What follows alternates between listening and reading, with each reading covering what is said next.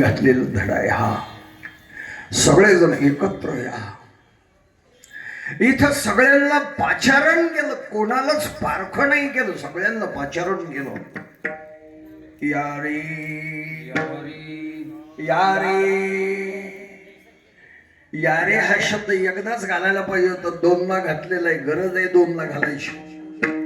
ज्याच्या अंतःकरणामध्ये दया असते त्यावेळेस ते माणूस त्या शब्दाची दुरुक्ती करतो. यार यार बाबानो, तो खूप बरे सांगतात या रे लहान थोर, लहान या मोठे या, स्त्रिया या पुरुष या, बालक या तरुण या, कळणारे या, ज्यांना काहीच कळत नाही त्यांनी सुद्धा इथंच या.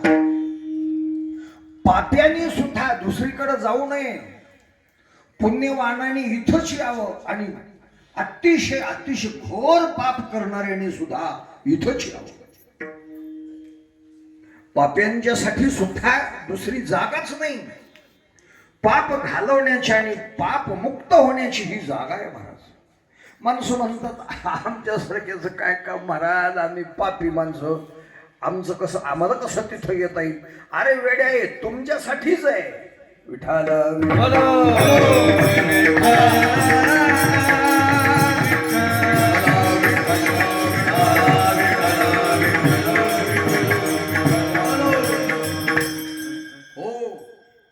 महाराज.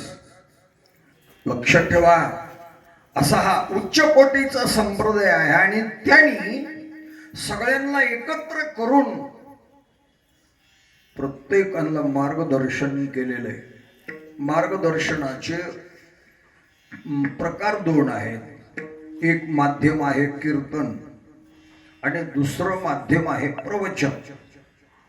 प्रवचन असतं ना ते बसून सांगायचं असतं, आणि कीर्तन आहे ना ते उभा राहून सांगायचं असतं.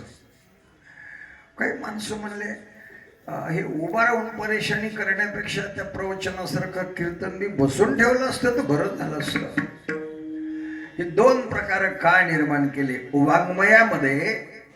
वाङ्मयाचे दोन प्रकार आहेत. एक गद्य रूपाने आहे आणि दुसरा पद्य रूपाने आहे. काही वाङ्मय ओवीच्या माध्यमातून आहे, काही अभंगाच्या रूपाने. अभंग गावे लागतात आणि ओवी ही वाचावी लागते. ओवी गायची नाही, ओवी गायची नाही, आणि अभंग हा गायचा असतो. म्हणून वाङ्मयाचे दोन प्रकार, म्हणून गादीचे दोन प्रकार. एका गादीचे मालक महर्षी आहेत, एका गादीचे महर्षी आहेत, आणि दोन्ही महर्षीच आहेत. व्यास महर्षी प्रवचनाची गादी आणि नारद महर्षी कीर्तनाची गादी. दोन महर्षीच आहेत. व्यासांचं जी पद आहे, व्यासो नारायण आहेत ना, हे प्रवचनाच्या आधारीव आहेत. नारद जे हे कीर्तनाच्या आधारीव आहेत. नारदापासून ही कीर्तनाची परंपरा आली आणि व्यासापासून प्रवचनाची प्रथा आली.